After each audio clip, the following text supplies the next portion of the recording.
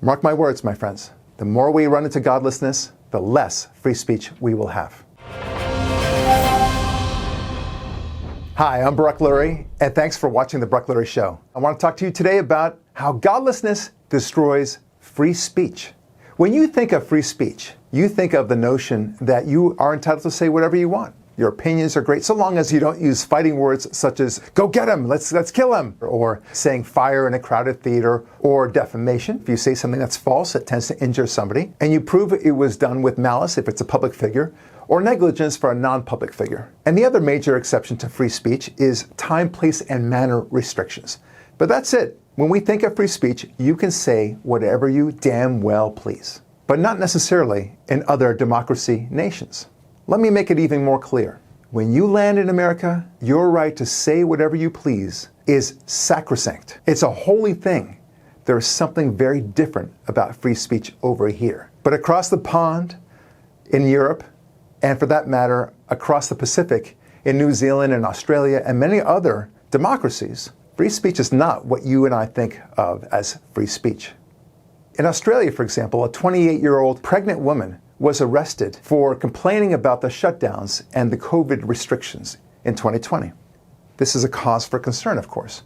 But we have a sense that this would never happen in America. There are other countries that have constitutions. They enshrine the notion of free speech as well. For example, in the relatively recent 1987 Filipino Constitution, it simply says that it wants all of its rights to be enacted, and they implore the will of the Almighty God. But of course, nothing else is said about God. It doesn't say anything that somehow God is the giver of these rights that they enjoy. Likewise, in the relatively recent, inordinately long South African Constitution, there is nothing said whatsoever about God other than at the very end to say, God bless South Africa.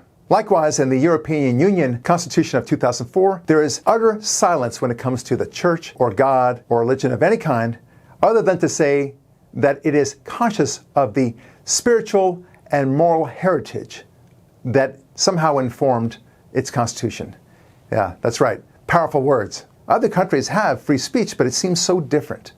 It doesn't seem to be enforced meaningfully. But that's very different in America with the First Amendment. Not just any amendment, but the First Amendment. And this First Amendment enshrines it as a holy thing.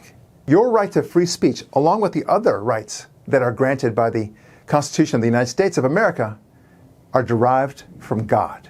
It is the only constitution that says exactly that. So what do we have in a world without God? In a world where nobody understands or appreciates or wants to address the fact that God gave us the right to free speech, well then, man gave us the right to free speech. And when that happens, you wonder, what's so holy about free speech in the first place? Why do we care about free speech?